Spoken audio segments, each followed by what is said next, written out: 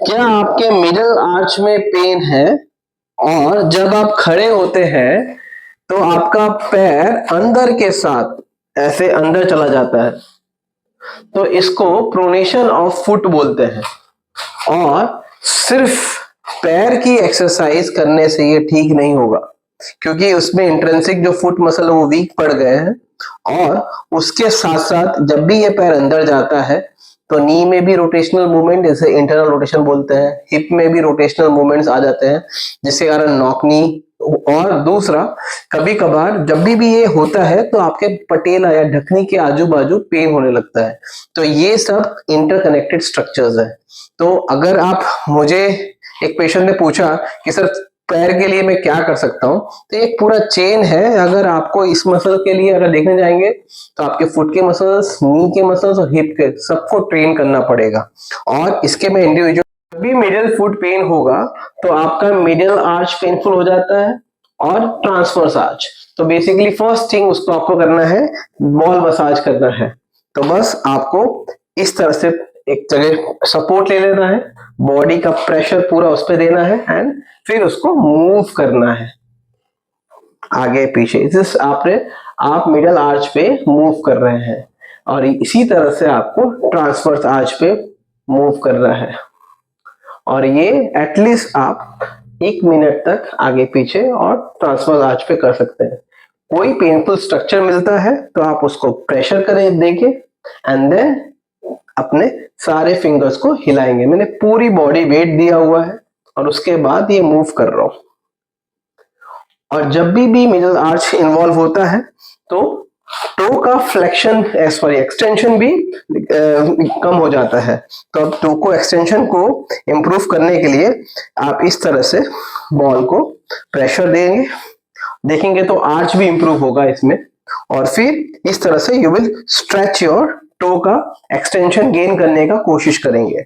और जब भी ये एक बार एक्सटेंशन गेन हो तो साथ साथ में आपको उसको कॉन्ट्रैक्ट करना है, प्रेस रिलीज, प्रेस रिलीज। जिससे क्या होगा कि आपका फ्लेक्सर मसल जो है वो भी कॉन्ट्रैक्ट होगा और उसके साथ साथ आप एक्सटेंशन टो का गेन कर पाएंगे। तो ये एक्सरसाइजेस इनिशियली आपको चालू करनी है, और हॉट फर्मेंटेशन अगर आपको पेन ज्यादा है तो। Thank you. After ball massage you have to train the foot, intrinsic foot muscles. उसके 3 एक्सरसाइज जो आप कर सकते हैं। फर्स्ट इज टो योगा, जो जनरली आपको क्या करना है, 4 उंगली को दबा के रखना है एंड टोज को ऊंचा करना है। इसी तरह से टोज को दबा के दूसरी उंगलियां। तो इस तरह से आपको 10 टाइम्स, ये पहली एक्सरसाइज जो आप फुट के लिए कर सकते हैं। और दूसरी exercise toe curling is towel curl exercise, जो आपको इस तरह से अपने हाथ पैरों से खींचनी है और फिर इसको सीधा करना है। तो इसी तरह से आप इसको 3 से 4 बार आप कर सकते हैं। एंड द थर्ड एक्सरसाइज जो आपको करनी है, आपको ABCD लिखना है। जैसे आपने कोई पेन पकड़ा है तो इस तरह से ये पेन ग्रिप किया और A B C, और इस 1 मिनट फिर से, क्योंकि और ये सारी एक्सरसाइजेस आपको 2 से 3 बार करनी है। और जिस तरह से मैंने बताया कि सिर्फ फुट के मसल्स को ट्रेन करना जरूरी नहीं है, इसीलिए अब आगे के वीडियोस में हम एंकल की एक्सरसाइजेस सीखेंगे। Thank you. मसाज देख लिया है, तो अब सबसे इंपॉर्टेंट जो मसल है टिबियालिस पोस्टीरियर, जो मसल आपके इस साइड से निकलता है और इधर आके इंसर्ट होता है। तो ये बेसिकली आर्च के लिए बहुत इंपॉर्टेंट है। और जब भी आर्च प्रोलैप्स हो जाते हैं, मतलब चला जाता है, तो ये मसल्स वीक पड़ जाते हैं या बहुत टेंडरनेस भी हो जाता है। तो आप उसको किस तरह से ट्रेन करेंगे, तो बिफोर ट्रेनिंग इट उसको सिंपल आप मसाज करके रिलीज कर सकते हैं, जिसका मैंने ऑलरेडी वीडियो पोस्ट किया हुआ है। तो उसकी आज एक्सरसाइज देखेंगे कि जो आप कर सकते हैं। तो फर्स्ट एक्सरसाइज जो आपको करना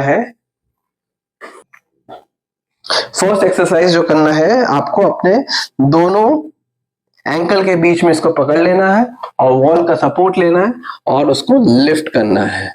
इस तरह से आप 10 टाइम्स आप कर सकते हैं। दूसरी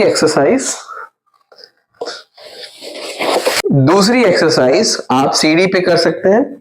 आपको आगे सपोर्ट ले लेना है और एज पे खड़े हो जाना है और बेसिकली टोक पे जाना है और स्लोली स्लोली स्लोली नीचे आना है। इस तरह से आप 10 टाइम्स कर सकते हैं। बीच में आप होल्ड भी कर सकते हैं जिसमें वो tibialis posterior बहुत ज्यादा ही एक्टिवेट होता है। एंड द थर्ड एक्सरसाइज जो आप कर